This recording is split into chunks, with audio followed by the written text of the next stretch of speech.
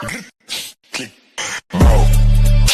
Ça tue, ça blesse, ça flingue. Aïe, aïe, aïe. Mao. As y'all heard on the intro, this is a jam-packed episode that we have for y'all. But before we get into that, fellas, how are y'all doing today? Doing good.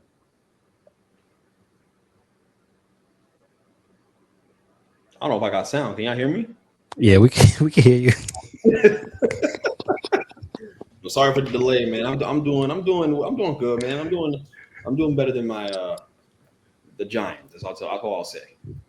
How before we get started, how the Yankees looking? I saw they was up, but it's been back and forth. I heard they won the game. The group chat exploded. Oh man, don't say that. The game's not even over yet. It's 9-6. Oh, you guys are up though. Yeah. Judge came up clutch. So I heard. It's the first time for everything. Hey, sticking with your teams before we get to that, like, share, subscribe. We're trying to be here for a good time and a long time. The best sports podcast in New Jersey. Sticking with teams that you root for, the New York Knicks has been reported.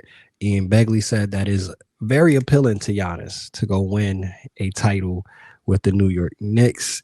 Suppose it was allegedly by Shams reported that, hey, they sent in an offer, but it was not good enough for the Bucks to make the move. Should the Knicks have pulled the trigger to get Giannis this year?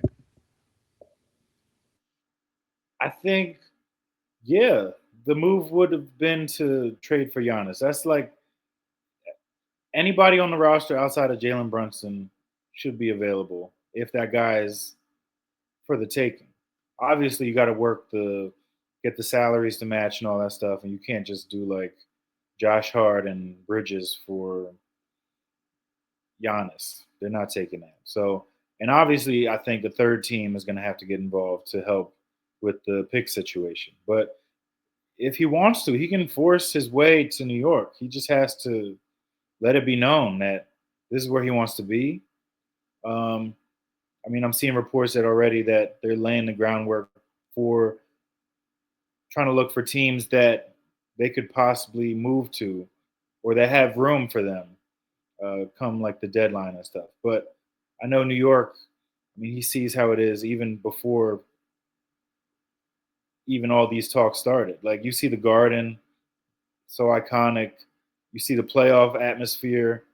Why wouldn't you want to come to New York and play in that and possibly lead us to a championship? That should be like, that would be his crown jewel. Forget that Milwaukee championship. You bring a chip to New York, you're top 10 all time. He might end up being that anyways, but you bring a chip to New York, you're already up there with one of the greats. Like, we haven't won a ring since they were wearing mink coats in October. So I'm happy to hear that the Knicks were actually having talks and dialogue with the Bucks about what it would take, you know, throwing stuff out there. And I don't think this is the end of it. I don't think we've heard the last of this between the Knicks and the Bucks. So I'm interested to see how things, you know, move forward towards the deadline because they can trade McCall and all those guys come after February 1st. And hey, you match the salaries, you make it work, and here we are. This is the Big Apple. This is the one team that can't hurt me.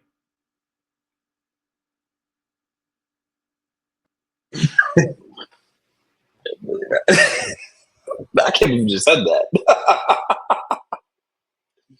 I thought that was a blooper. He says it was the one team that can't hurt him. That's crazy. The Knicks have put we got through some pain, I feel like, man, since I've been alive. But the question I asked earlier to other people, to other, you know, Knicks fans, which is, hey, like, if you're the Bucks, I think the only way this goes through is if Giannis again forces his way and says, hey, I am only going to go extend with the New York Knicks. That's it. And that could happen. And I think there is interest in going there. The thing that doesn't make any sense to me is why is the team leaking this out now? You had all summer to leak this out way earlier, and you could have made more real headway on a potential deal. Why are you leaking out that you want to play in New York now?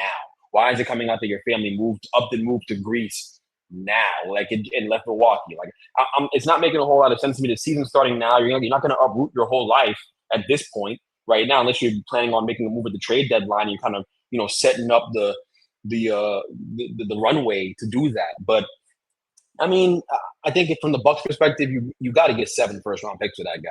And if I'm being honest, I'm not interested in Mikal Bridges and none of them dudes. I'm interested in picks. I would want to go with the youth movement. I don't want to take up my salary cap and win now players. I want to go with the youth movement if I'm them. I want to get as many picks as possible, as many kicks at the can as I can get in the draft, as many high draft picks as possible from teams that aren't going to be good. That's what I want. So the Knicks are going to need help to facilitate the deal for sure, but they'll have no choice but to deal him to New York if that's where he wants to go. If that's what he says. Where things get interesting is that when Giannis speaks, will he be decisive in that, or will he start naming other teams and give them options? And that's when things get a little weird. But man, it wouldn't surprise me if he goes to the Knicks. And funny enough, years ago on this podcast, maybe not even that long ago, but before the cat stuff, before all this stuff went down, I always said, man, like the Knicks are primed to go after Giannis. And that's what they should do. I always thought that. I always thought that the Knicks should do it. So it's funny how it's coming full circle now. We'll see if it ends up happening, but I think anybody should be up for sale. And if you tell me I'm taking Cat, Mikal, and OG back, I'm gonna be like, get out of here. Like I need picks. Like we got to reroute those moves. I need picks. That's what we need. So you got to figure that part out. That'll be interesting. They also don't need to feel pressured into making this move too. Like if they can't work with us and get a deal done, I mean, we already have a good roster. Like this is a top 2 roster in the East and top 5 in the NBA right now. So as far as that goes, I think we're good this year. So yeah, icing on the cake if you can get Giannis. And this might not even happen at the deadline. It might happen next summer when things are more open in discussions. But I mean, things are looking real nice right now. We are looking at things with Knicks colored blue, orange skies. On the flip side, one of the teams that you do root for, that's not your main team, though, where it's some green skies, but it's a little shaky, is over there in Philly. When we look at the Philadelphia Eagles, they have a winning record. They're getting the job done somehow, getting dubs, but the offense has been up and down. It's been shaky. Sometimes Saquon is getting the attempts. Sometimes we see a game like last Sunday where we're going to force targets at Devontae, at A.J. Brown. How would you fix this Eagles offense? And I guess the bigger question is this strictly coaching and scheme, or is it a mix of coaching, scheme, and Jalen Hurts quarterback play? I think it's a mix of everything, but granted, they looked a lot better last year when they had Kellen Moore as opposed to this guy who I don't think's ever been an OC before. So, I mean, he must be sweating hard every day, clocking long hours at the facility because his job is on the line. Like, yeah, they're 4-1, but it's not a pretty 4-1. It's an ugly scraping together wins 4-1. And this is how it was 2 years ago when they had, what's that guy's name? Brian Johnson as their OC. And when they lost to Tampa Bay in the playoffs, like this is what it's going to come down to. They'll win. They're going to win. They're going to win the division, probably make the playoffs. But I mean, after last year, you had higher hopes than that. You're thinking like, oh, maybe we can string this again. We can make another Super Bowl run. Like the team's good enough to do that. But if the play calls aren't good, then the product's not going to be good. So I'm curious what they're going to do offensively moving forward. Like Jalen's got to step up. I mean, Devontae got going last game. AJ, he got to lock in. Because, yeah, he can say all he wants, that was a miss. When you slow down and gear down like that and the ball's 5-6 yards over your head, if you're actually locked in running full speed, that's a touchdown. But because the season's been what it is, he's not fully locked into running all out when he's running all out on these routes and not getting the ball. So, Something's got to give. Whether that's, I know they said a productive conversation, him, Jalen, and Saquon this week. So let's see what happens. Maybe they'll do the Fresh Prince this week, and everything's all gravy. But hey, also maybe Mike McDaniel's can be the OC next year when he's free, because he's not going to be in Miami that much longer.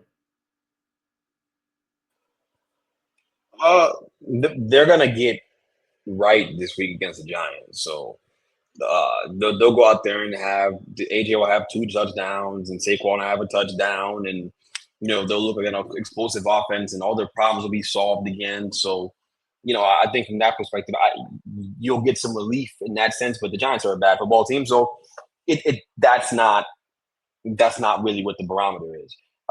I personally think, to answer your question, that it's been a bit of everything. I don't think that Jalen's played particularly well either. I don't think the offensive line has played well, both in the run game and in the pass game, both protecting the quarterback and creating holes for the running back. And Saquon, it's funny, like the offensive line's not creating the same amount of yardage, but yardage on each run play for him, and he's looking a little shaky now. He has a knee injury. He's taking a bit more contact this year on his attempts.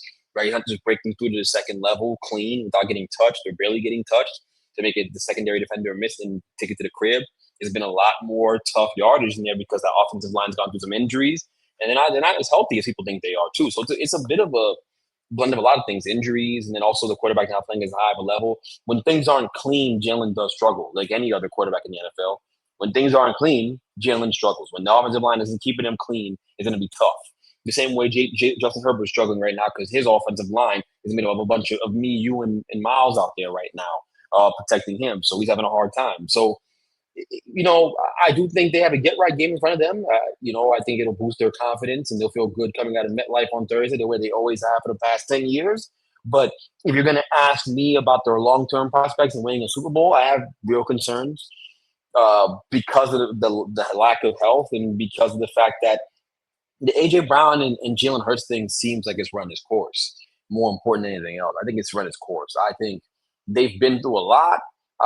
Obviously, they've had issues before with targets, and it feels like this time just feels there's a finality to it. It feels like in order to move forward, you're gonna want to get that toxicity out of the locker room. With AJ kind of sulking about not getting the targets, it's hard enough to be struggling as a team as it is, but to have your captain out there sulking about targets and posting and throwing shade on Instagram and things like that, it's hard enough as it is, and I don't think it helps the locker room and dynamic. So I don't know that they're going to want him to be a part of their solution moving forward. And they certainly won 2 Super Bowls in this time there, I think it was, right? And so they've accomplished more than enough on that contract. I think they'll try to move him.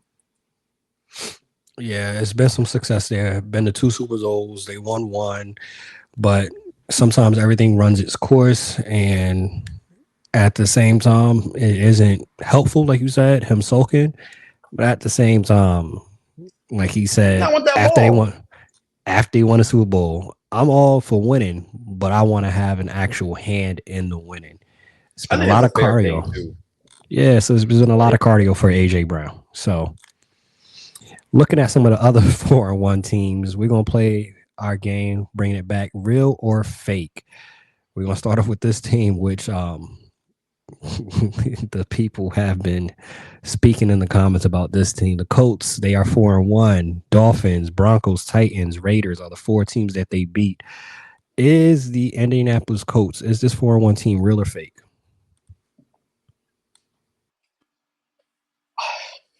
I'd say they're a little fugazi. They beat the Dolphins. They beat the Dolphins, who they're not doing anything this year. They beat the Raiders, who, I don't know how they gave Geno Smith all that money. That's highway robbery right there.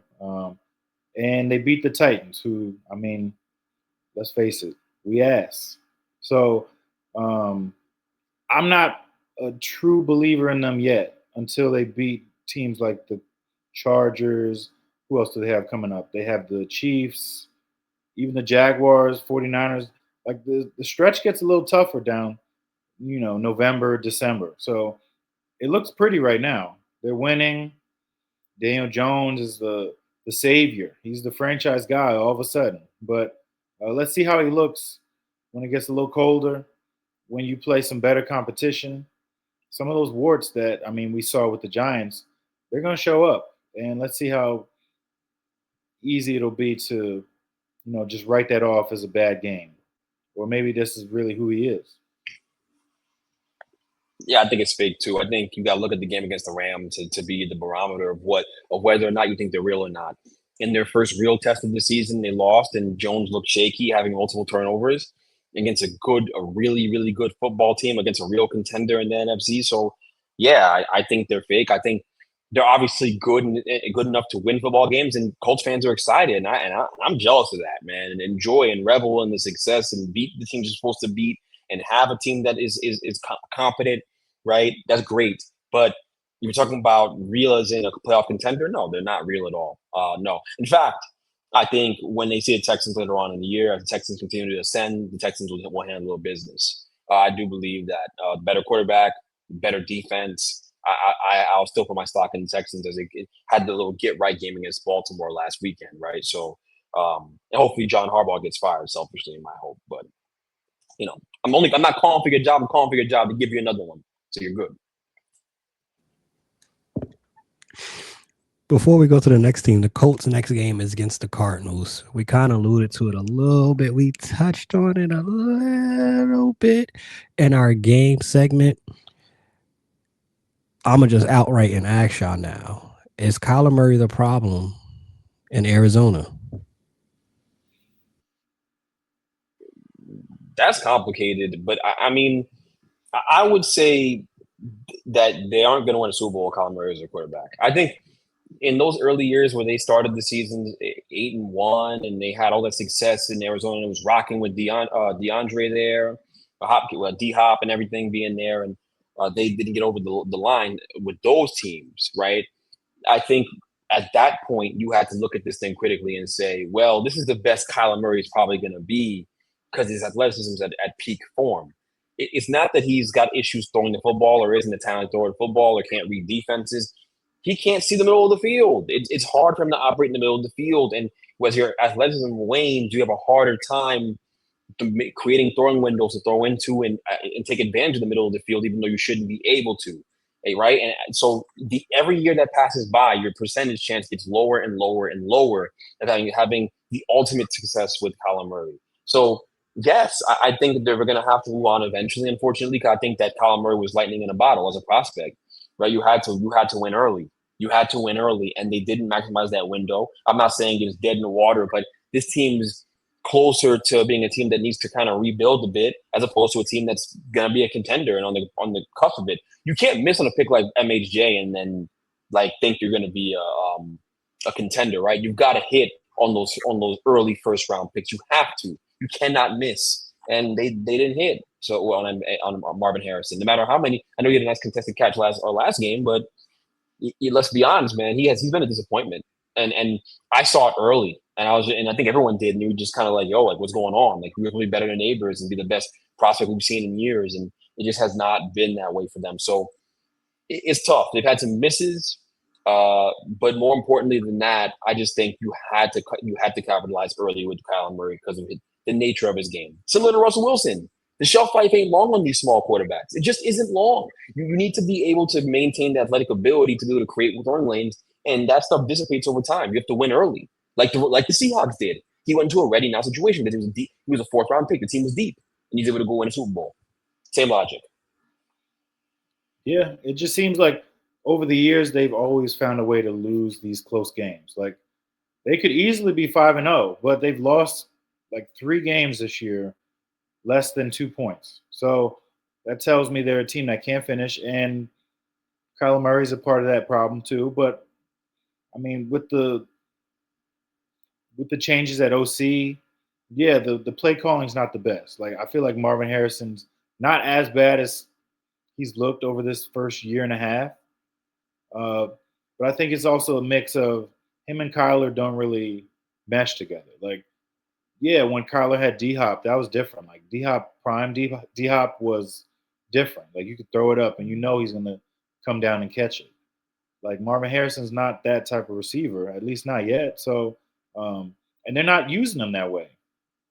they're trying to find different ways to win, and this offense isn't explosive. And they've given this 6 years now to try to see if they can make this work with Kyler. And yeah, it was smart to move on from Josh Rosen when they did, but I mean, you also got to be smart to realize like we're kind of dead in the water here. It's the same point that the Jaguars were coming into the season, but the difference is they're winning right now. So, the issues with Trevor Lawrence kind of get masked by their 4-1 record. Like Kyler Murray, you're 2-3. You haven't really blown the doors off the league in like 3-4 years now. I mean, he's the next candidate to get traded. And I don't know who's going to want him. Honestly, like who's going to want to trade for, like you said, a 5'9" quarterback who has trouble seeing over offensive linemen. Like most linemen are 6'4", 6'5". That's an issue. That's why he has to roll out of the pocket to pass. So I don't envy this situation at all. They're kind of in limbo. And after seeing their coach snap on the running back like that, I think that team is very close to imploding themselves. So Yeah, that could have went left for that coach. Thankfully, that player just took it and kept it pushing. But that could have went real left. You mentioned the Jags, perfect transition. They are 4-1. They beat the Panthers, Texans, 49ers, and Chiefs. Are the Jaguars real or fake? I think they're real. They got some talent. Defense is legit. Yeah. They got some talent defensively. I think they're real. I think the Brian Thomas Jr. Thing is. I'm glad that settled down. I think he's still a heck of a wide receiver. What we saw last year wasn't fake. I don't know what happened in that little stretch there where he had the yips going over the middle. But if you're throwing hospital balls, I might duck too. I'm also not an NFL wide receiver, so there's that too. But I mean, Trevor Lawrence still has promise. The throw he made to Brian Thomas Jr. last night to in part ice that game before the run, the touchdown where he stumbled and fell in the end zone. I thought that was an incredible throw. He still puts stuff like that on tape where you can see why people were raving about him coming out of college. So they got a real shot, man. I think they had to get Travis Hunter more involved in the offense. I think he had a nice contested catch over the middle of the field or on a goal ball. That was really nice. That's part of his superpower. And I think he got some nice defensive snaps, and that might have been his best game as a pro on Monday night. So I think there's a lot more room to grow for them. I think they're going to keep getting better and better. And I just love their creativity, not just offensively, but defensively. Like their defense, like Mom was saying, they were great defensively. And I thought the way the pick that Devin Lloyd had was like just film study 101. While he noticed a pattern, he noticed the play they run all the time, and he jumped it as well. I don't know if it's too early to have a conversation about Pat Mahomes not looking quite the same. Not just the Chiefs, but Pat Mahomes is not looking quite the same. I don't know if it's too early to have that conversation, but that's something I've noticed. Anyways, I think the Jags they're closer to real than fake. Yeah, I agree. I mean, even though Brian Thomas Jr. and Trevor Lawrence, they don't really have chemistry because, I mean, Trevor Lawrence got hurt early last year, and most of his numbers were with Mac Jones. Like, it's something that's going to build over time during the season. But at least you see he's throwing to other guys like Parker Washington. He's getting guys involved. It's not working really with his main two guys like Travis and Brian Thomas, but he's getting those guys involved in the running game. Like Travis Etienne, a guy who fell off last year, has stepped up, and he's looked like the guy that we thought he was coming in. So, yeah, this team, did I expect them to be 4-1 and first in the division? No. And if you thought so, you're stupid. So shout out to all those silly people who believed in Jacksonville when there's never been a reason to believe in Jacksonville. Yeah, it's good to be delusional sometimes. On the flip side, looking at the NFC, 49ers are 4-1. Seahawks, Saints, Cardinals, and the Rams are the four teams that they beat. Real or fake, those 49ers?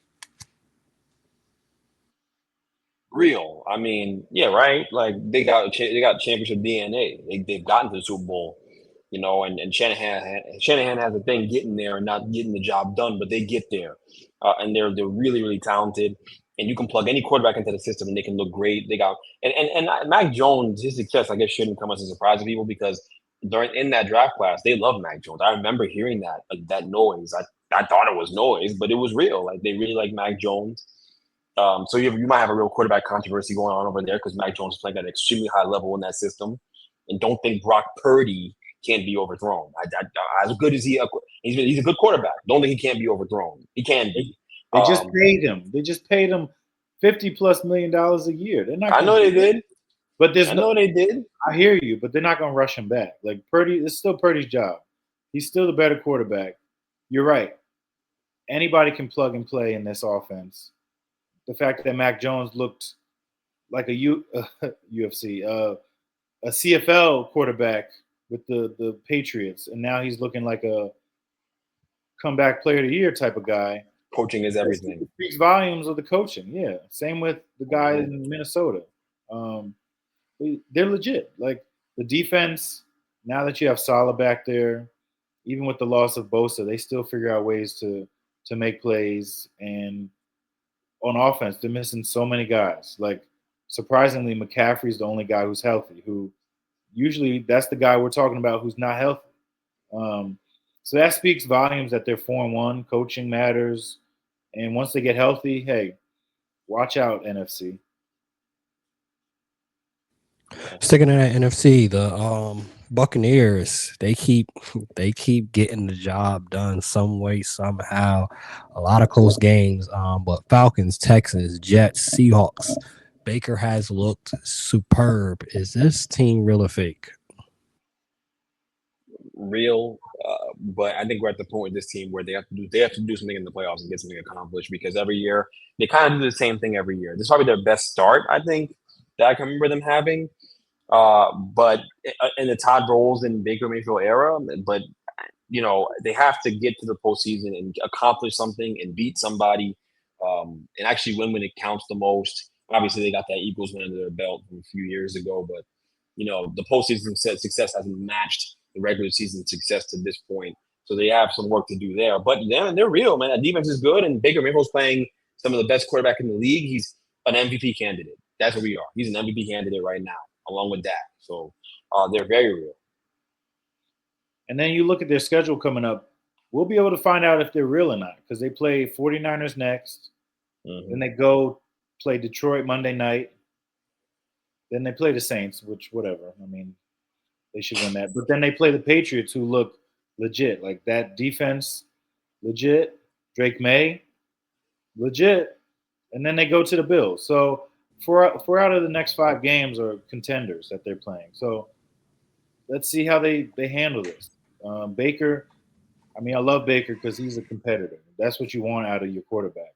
And the fact that they just signed him off the street, it just makes it that much more puzzling that the Jets can't find a single quarterback to play for us and succeed.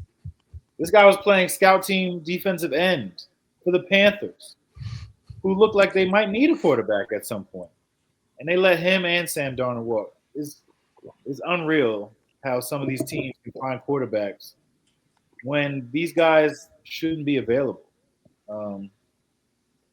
There's my rant. That's my rant. That's it. I just want to, in that regard, I want to give a shout out to the Seahawks because somebody pointed this out. Seahawks was really good and knowing when to get off of quarterbacks. They got off of Russell Wilson at the right time. They got off of Geno Smith, obviously, at the right time. So shout out to the Seahawks and their organization. They knew when to get off of him, and now they got Sam Darnold, who's playing pretty solid football over there. And oh yeah, of course, they got off of Pete Carroll. Pete Carroll don't look good either over him with the Raiders. So they know when to get out. A lot of people don't know when to get out. They know when to get out. Looking at week 6, what's the most exciting game? What game are you going to be locked in for week 6? We got obviously Eagles Giants. I don't know if anybody's going to be locked in on that, but Eagles Giants, you got Patriots Saints, you got the Cowboys going against the Panthers, Seahawks Jaguars, Ravens, no Lamar possibly again against the Rams. What game sticks out to you the most that you're going to be locked in for? 49ers Bucks. That's one that's, I mean, like we were just talking about, 2 teams that are 4-1. These are teams that you're going to have to beat on your road to trying to make the Super Bowl. So it's a good test early in the season. And then Seahawks Jaguars. I mean, Sam has looked legit. This is like he's looked like an all pro so far this year. And I wasn't sure what to expect this year for the Seahawks. I know the Proc Flock is happy in Seattle, especially with the way they've been playing. Tough loss on Sunday, but hey, this is a trap game possibly for the Jaguars because the Seahawks are a good team, and they lost a tough game, and I can see them coming back and beating Jacksonville, who's, they've been winning, but they're gonna have these games where they lose. So I'm predicting that the Seahawks are gonna to get that done in Week 6. I was going to say Seahawks Jags too. That was the game I was thinking about. 49ers Bucks is also great too. Those are two great games that are totally worth buying into and watching. Miles had something interesting early. He said something. He said, it's crazy that these teams can give up these quarterbacks, or they can be at a place and be awful and go somewhere else.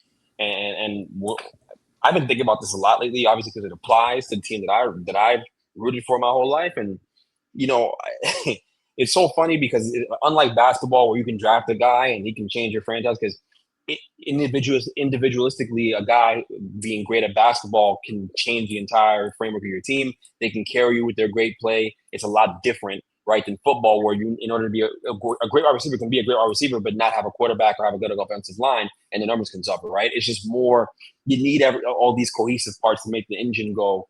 And I think organizationally, it's the same thing. Like, I think you need great scouts. I think you need, a great GM. You need great people, culture setters, right? You need people in there who hold people accountable, right? As well, like setting a culture of winning from ownership not getting involved and over meddling and doing stupidity, like, forcing your team to not trade a running back when you should have traded him, doing things like that. Talking about John Mayer, God rest, God bless him. Hopefully he gets better. But I mean, things like that, right? Like you really need a firm organization, a strong organization from top to bottom, from the scouts to everybody involved, right? The coach obviously is critical, right? Great coaching staff, but GM's got to be able to pick good players. So all I'm saying is that it's a lot easier for your operation to be messed up in football than it is to be in any other sport, because there's so many moving parts that contribute to a winner.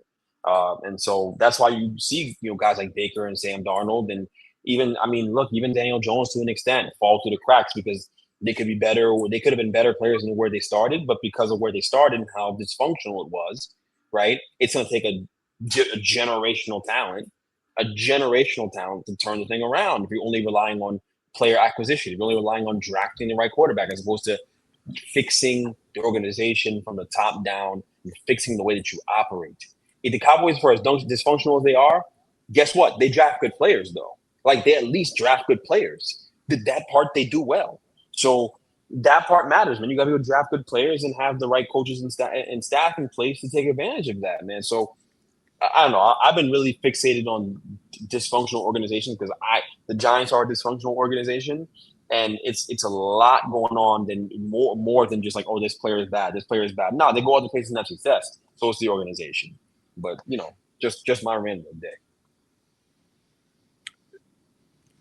I was about to say that reminds me of the Tom Brady thing from a few weeks ago, where he was talking about coaching. Like, these young quarterbacks come into the league, and are they coached by the number one OC or number one QB coach?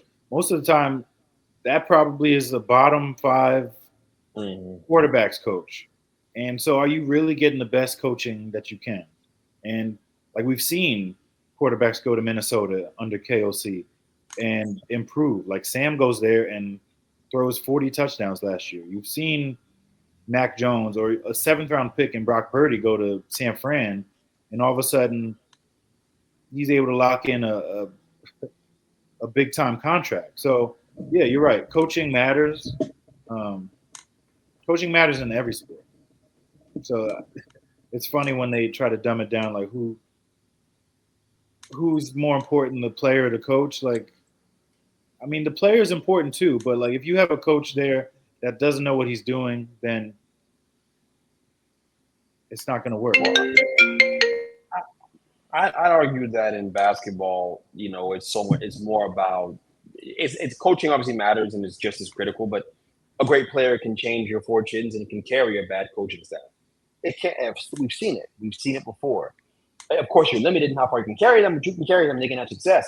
Football, you're not going to really overcome that 9 times out of 10. You just aren't. I'm sorry. I mean, there was something I heard where they said like Marcus Mariota's offensive coordinator when he was in Tennessee didn't even call plays. They just let them figure it out in the field. Like they were not calling plays during his early seasons, those developmental seasons. There, could you imagine if he gotten with the right coach early on? Maybe he'd be a starter to this day, right? A respected starter in the league. So, nah, man, there's a lot of dysfunction that we don't see in the NFL. I think we don't really give it enough credit for what it is. There's a lot more dysfunction we understand that there is going on in this league where there are coaches who don't know what they're doing.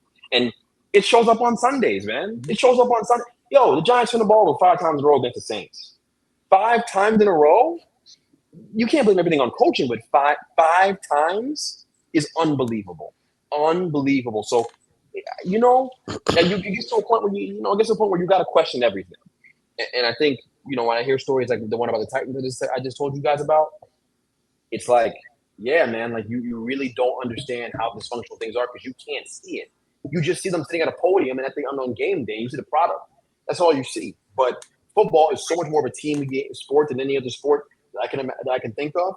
That's really, really more prominent here. Hey, sticking in the conversation of coaching, Bill Belichick over in UNC, we told y'all that we would talk about it based off how the season is going.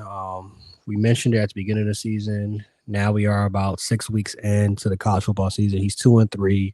UNC is having some doubts because they just pulled the documentary that they were supposed to do with Hulu, chronicling this season. Is Bill Belichick washed as a coach?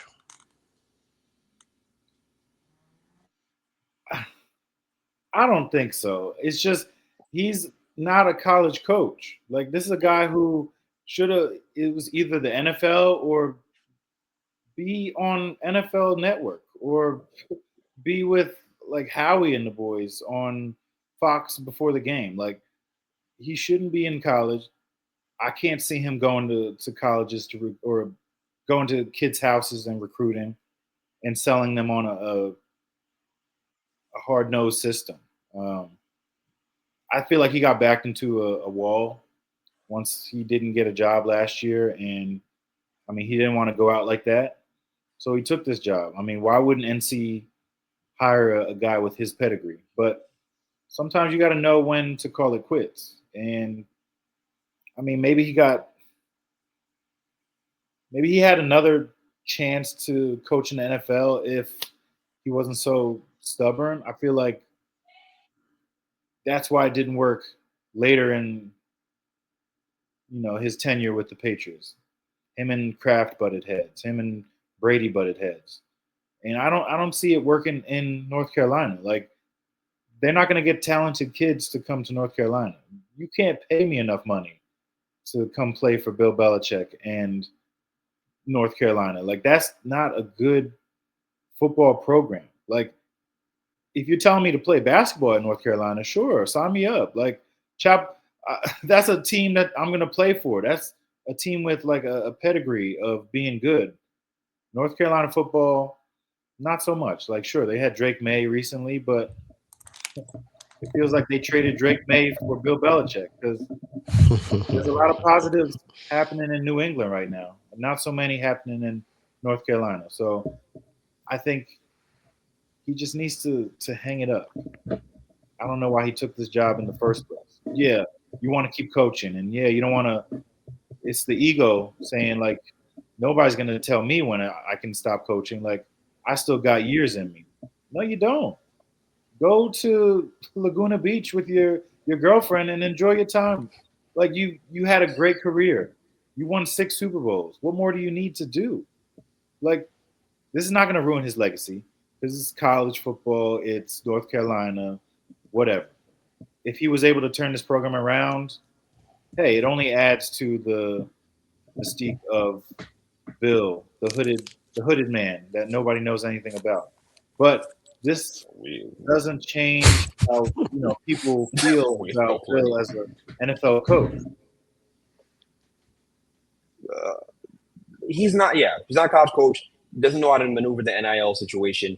He's the kind of old guy, old grungy dude who thinks that young guys, college kids don't deserve the money they're getting because this NIL stuff. He would love to go in there and be able to tell all these kids to kick rocks and tell all these kids and treat them any way he wants to treat them and be a hard-nosed coach on them, be on some Bobby Knight stuff, but he can't because of the landscape of the game and some of these players are out earning some of the coaches, and it's just a harder dynamic to walk into. I think he was just desperate and wanted to get back into coaching any way possible. He wanted an NFL job and no one wanted him, so he went to college. Right? He was just looking for a way in, and he didn't know he was getting himself into.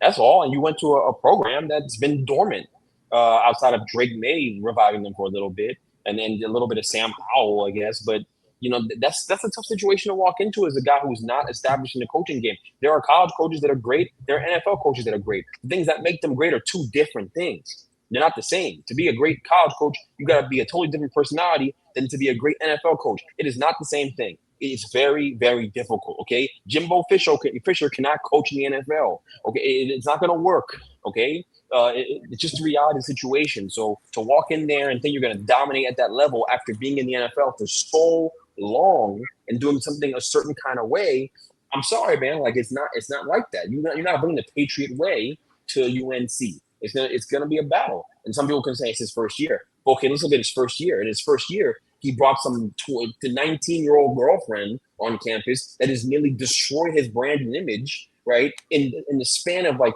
4 or 5 months, he nearly lost the job. You heard the reports about them wanting to fire him. You got investigator Pablo Torre sniffing down your backside, talking about the whole situation because it's that bad. So it's hard enough to do this and make that transition, but it's even harder when you are going through a midlife crisis, when you're spiraling. Or excuse me, he was certainly past midlife for Bill Belichick. He's an old man. So it's a tough situation. He's making a hard situation way harder.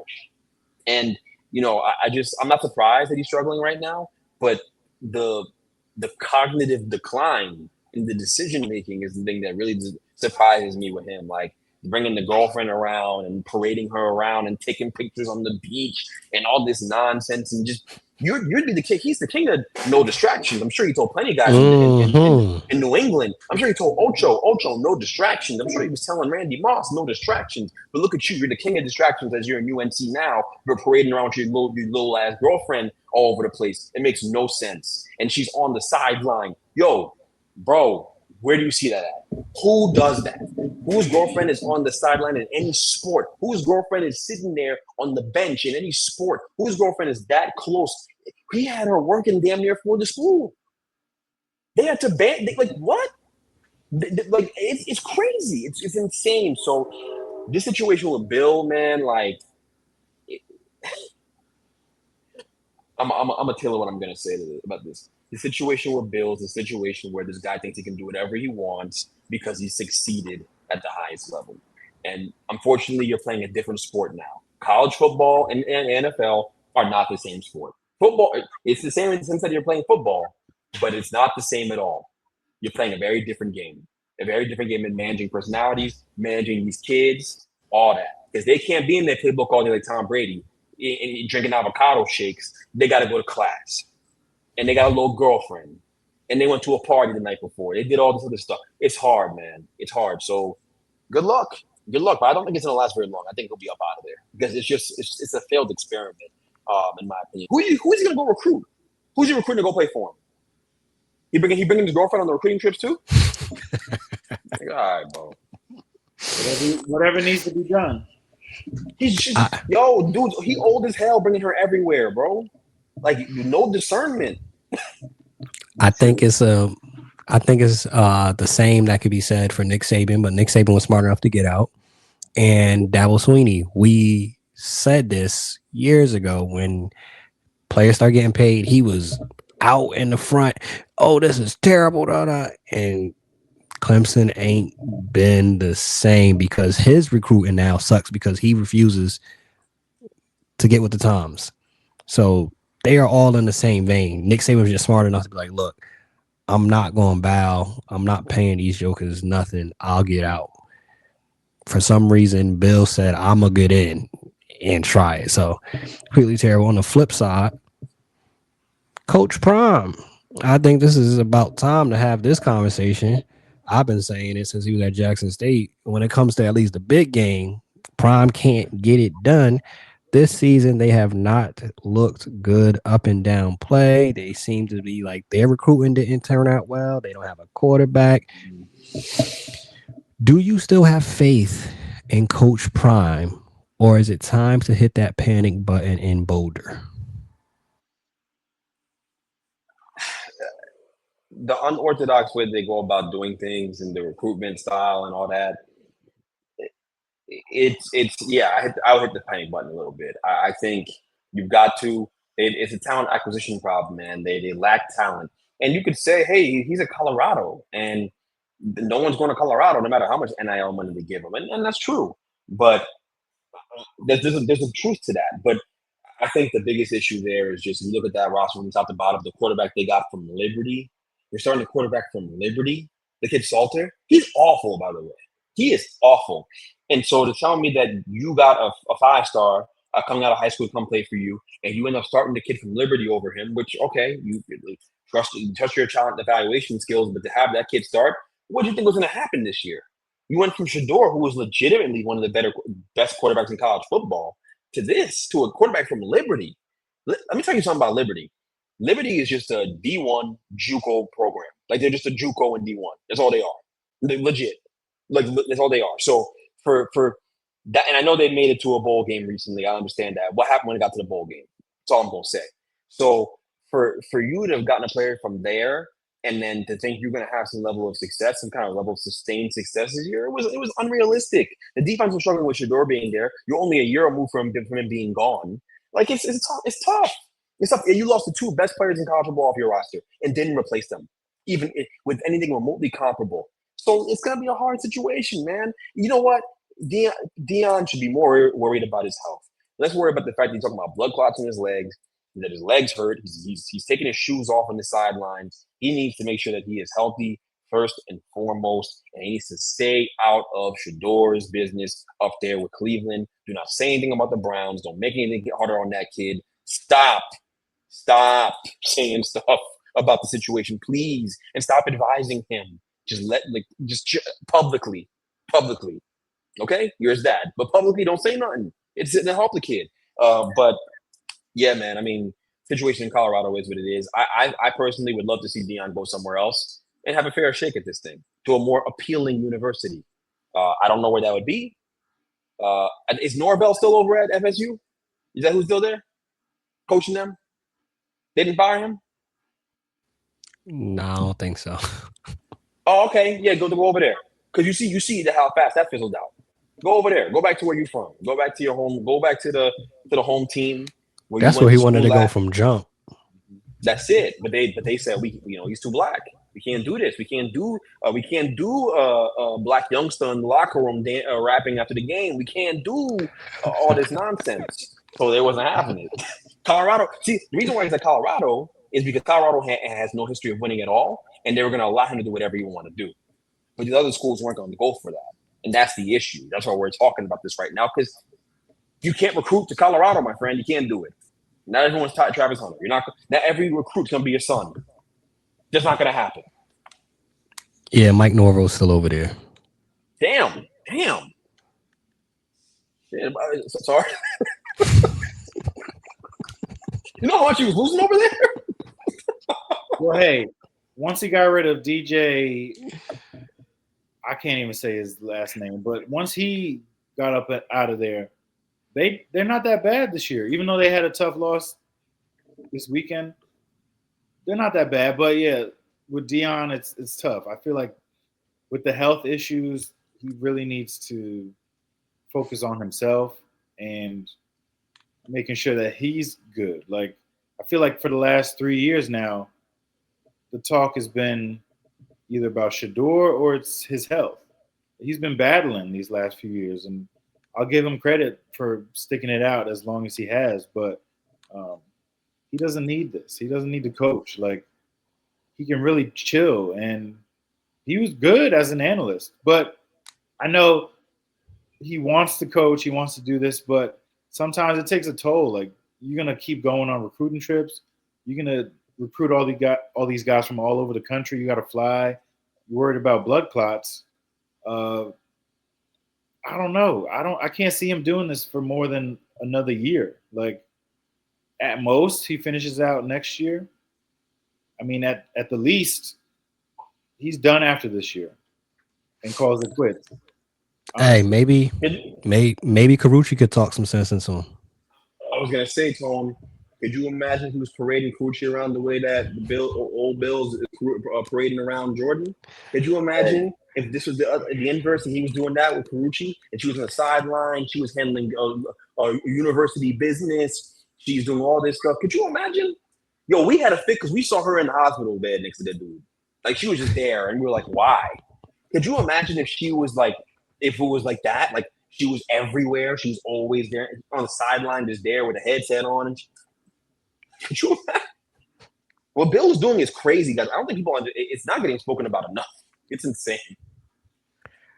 It really is, but that speaks to this country. But they hate when we bring up these topics. So I'll transition.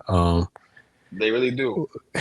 We've been talking about a theme of coaching, and sometimes, specifically in football, just drafting the quarterback doesn't fix everything. If you don't have a good infrastructure, you don't have the right supporting cast, it's a lot of factors that go into it. But looking at what we've seen up until this point, he hasn't played the best competition, but then when he played Penn State, he balled out. Are we all in on Dante Moore as a quarterback that can have success at the NFL level? Yeah.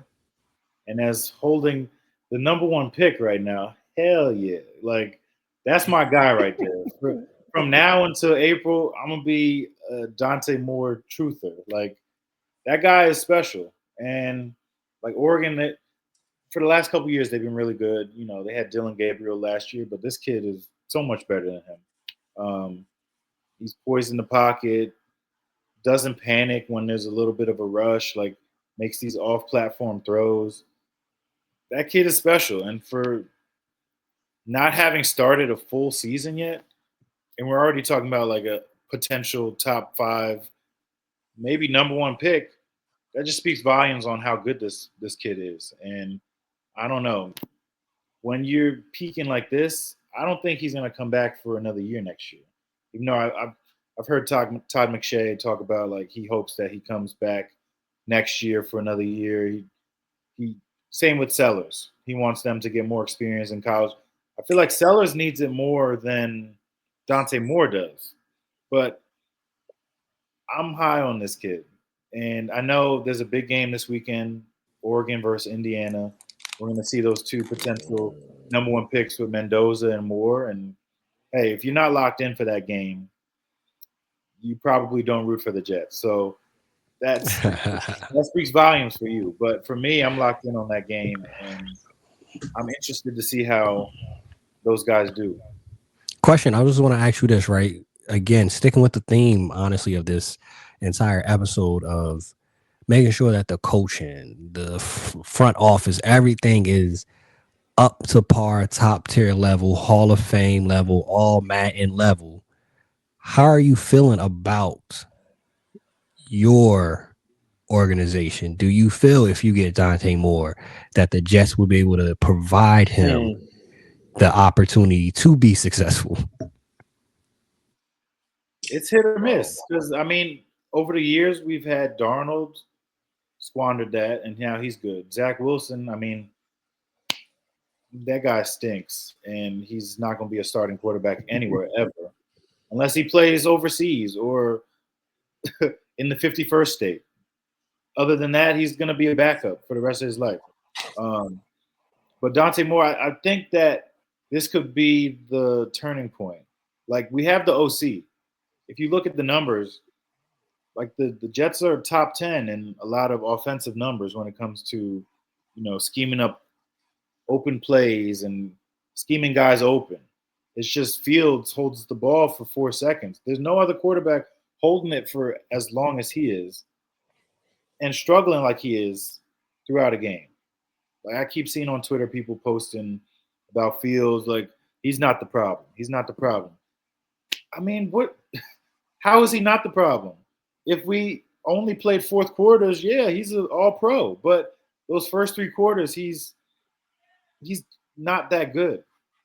There's struggles up and down the field. Like it's frustrating. But I do think if you get a good quarterback in here, one that you trust, because clearly they don't trust Justin Fields to make plays or stretch the field. Hence why they're having him do these short throws and dump offs. And I feel like Dante Moore is that type of kid. Like you watch the film, he's stretching the field. He's moving through his progressions. Like that's a quarterback. Not saying that like Justin Fields isn't. He's just not a starting level quarterback. At least if you're trying to be successful as a franchise. So I do think that the Jets can figure it out. It's just about getting that one quarterback in there. And I see people higher on Mendoza than Moore. I'm like, I hope you guys aren't in the Jets organization because I want Moore. I want Dante Moore for my team. Like, that kid is special. Yo, Mendoza throws seeds all over the field. He is something like it's not. He is no slouch.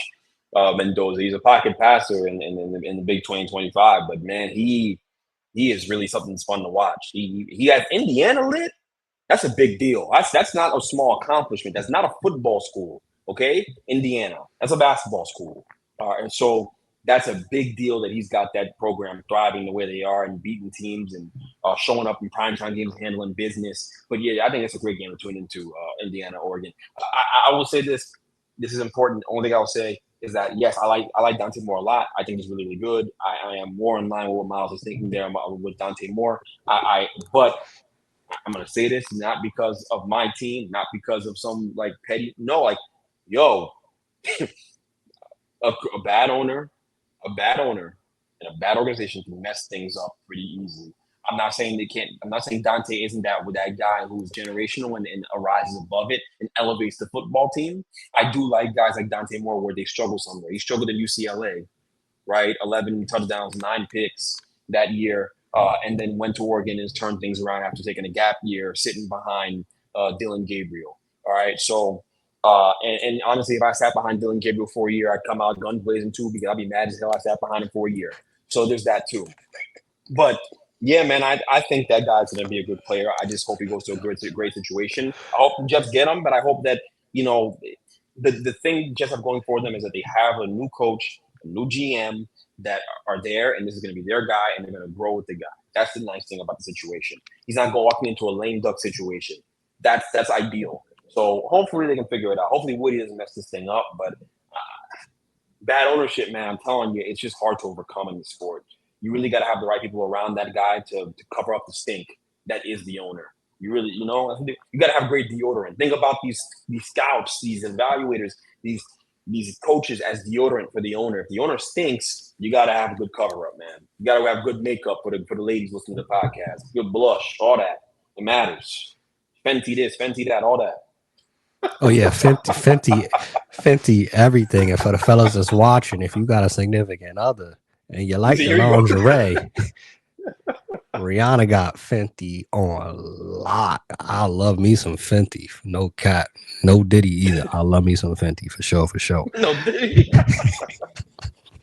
Hey, little rapid fire to end off the show. Looking at the Eastern Conference, because it's looking like we'll be doing a little bit of our preview, unplanned. Was supposed to be in person, but things happen. You got to make it happen.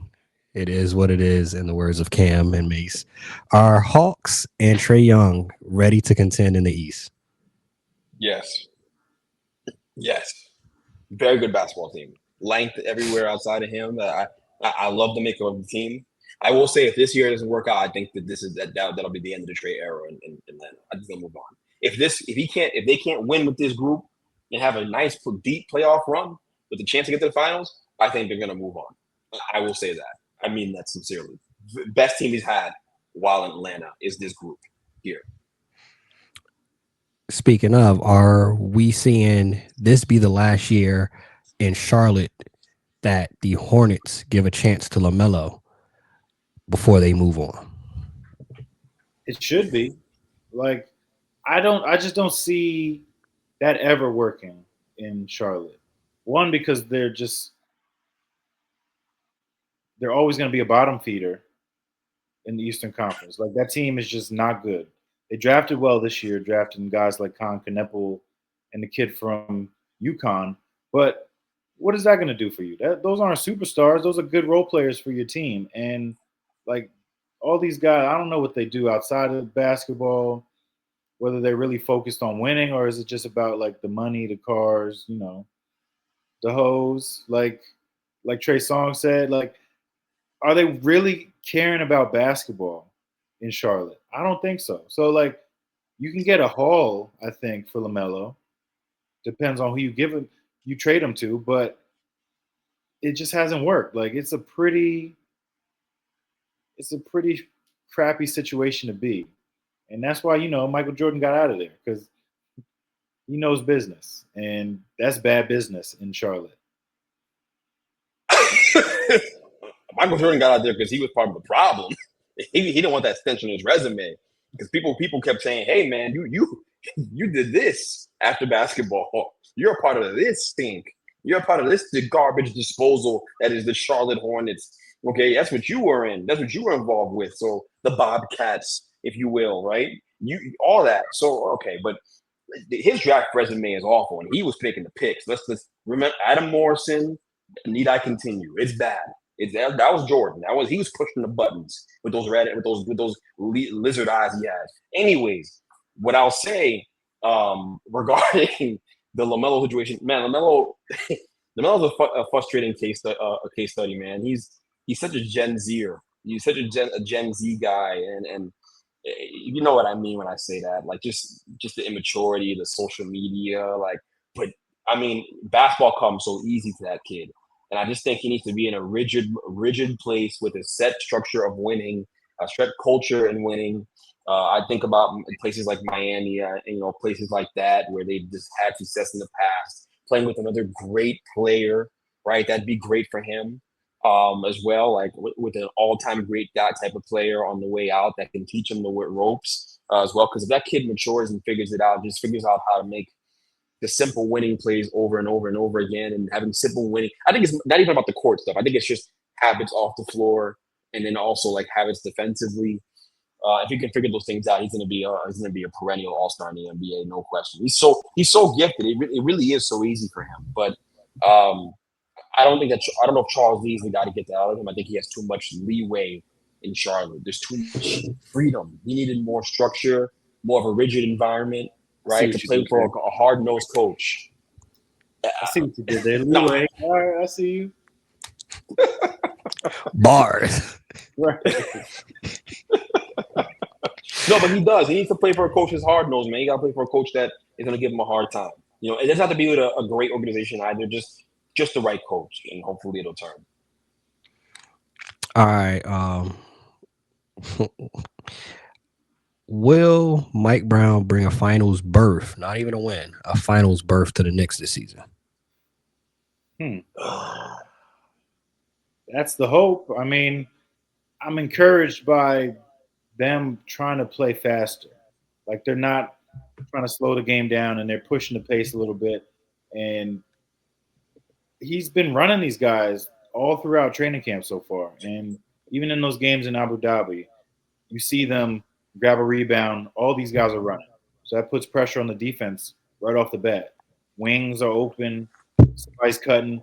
They're getting Mitch open for lobs. I feel like Mitch hasn't really caught lobs in like 4 years.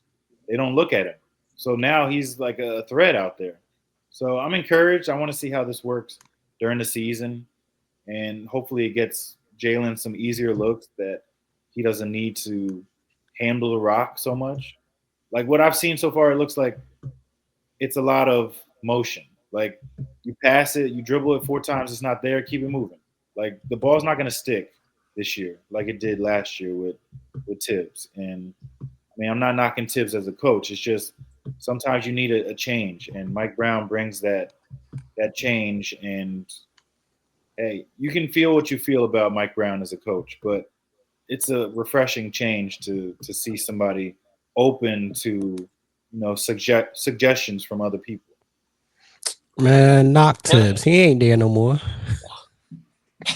That's like well, that. well, Yo, can I, did you hear that question that they asked Mike Brown? Like, oh, how do you feel about like protecting the legacy of Tom Thibodeau and what whatnot? kind of question is It's that? like, What is that? What kind of question is that?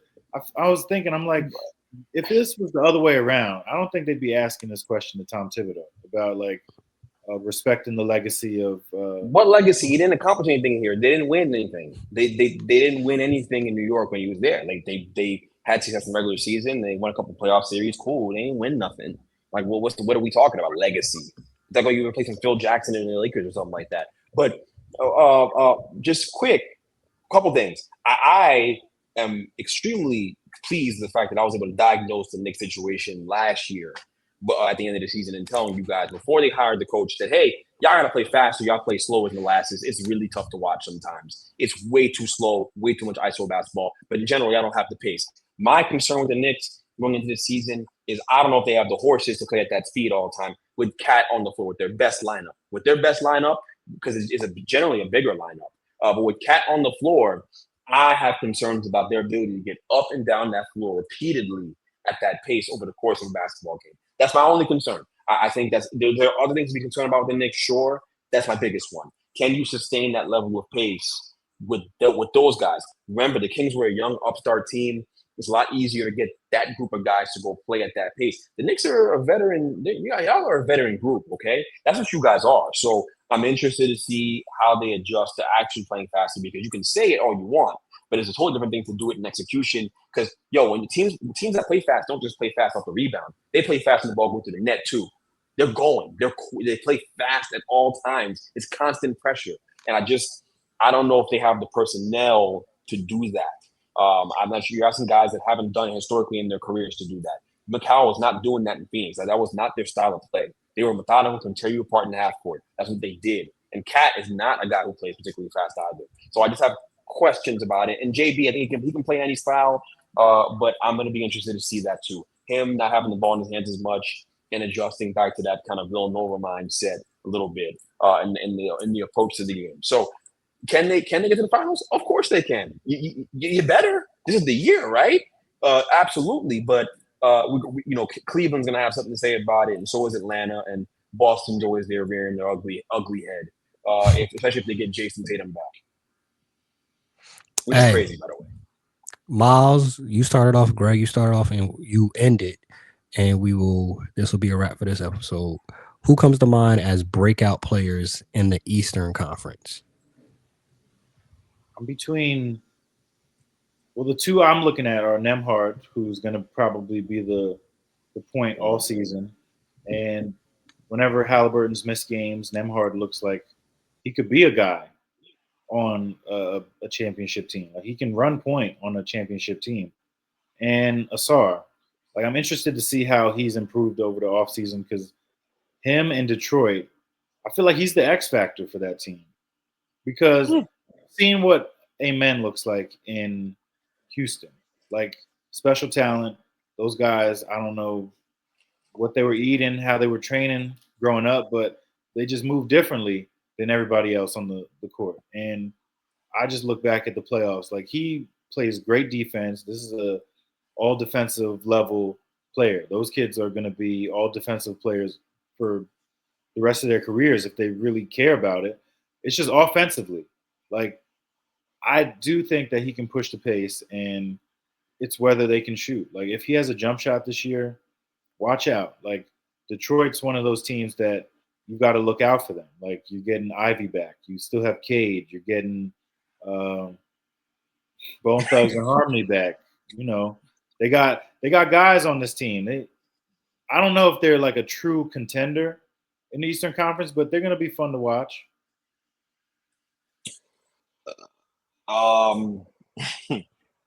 You said Ivy, and I just thought, I'm sorry. Ivy. Look, breakout guy. I'm gonna pick someone a little unorthodox for breakout. I think Lonzo Ball is gonna be a breakout guy over in Cleveland, man. And I know we already know who he is and he's famous and all that stuff, but I think he'll have his best year as a pro playing in that for that team. Could be wrong. Could be miserable living in Cleveland and it just spills onto the court. But I personally think that he'll go out there and play at a high level with that team with a chance to win a championship. He's really gonna elevate that team. They're going to play fast. You want to play fast? Get a guy like Lonzo Ball. That guy has been playing fast his whole life and understands what it means to play fast. And also, he's gonna make a million winning plays over the course of a game. The numbers may not be gaudy, but it doesn't mean he's not having an incredible breakout season. Don't focus on the numbers. If you watch basketball and love the game and understand it, you'll know exactly what I mean. Because he's going to win some games, and he probably won't start for them, but he'll be a guy who ends up going out there and being out there in crunch time, right, at the end of the game. So in the closing lineup. So I'm excited for him and that opportunity over there overall. The Eastern Conference is pretty dreary, guys. It's a lot of bad basketball teams in the Eastern Conference, so there aren't a whole lot of contestants to choose from for this segment. But what I will say is, we got the Pistons and Asar. Let's just please track how many left-hand layups Cade Cunningham makes this year. NBA University, all these crazy accounts that do that kind of stuff, just track it. Because I couldn't believe how many left-handed layups I got missed last year in the postseason. If you want to win a championship, Cade, you gotta have a left. You gotta be able to get to it. You're not Kevin Durant, who just doesn't go left ever, and no one talks about it because he's 7 feet tall. He has the best pull-up jump shot in the history of the game. You're not that. So we need a left hand here. He had a nice left hand alley-oop I saw the other day. Nice play. But you got to go to your left hand more often. So there's that too as well. And before we go, I also said this in the group chat. I'll say this to close, and it'll be quick. I am personally at a stage with my NBA fandom where I have genuine concern about the health of the sport going forward, primarily because it is a star-driven league. All right, and primarily because it's a sport where winning felt larger than life. Winning a championship felt like it mattered to these guys more than anything, right? Like Kobe and all the drama they could push in these postseason series. Guys, that's over with this version of the NBA, and it's a real concern. It's a real concern. Okay, LeBron tricked us all with an ad, and everyone was freaking out. It's not about Bron retiring as much as it is about what Bron represents leaving the game. All right, that was like our last bit of like drama and like, you know, how important it was for these guys to win championships and ring culture, and that toxicity at the same time kind of fed into the general popularity of the sport and the cinema of a playoff series and the cinema of games. That's gone, guys. We just watched the postseason series here against the Pacers and OKC where no one gave a damn. If Tyrese had won, he would have made a TikTok. If Shea won and Shea went to Canada, I didn't even see him. He just came back with ugly gold sneakers, and that was it.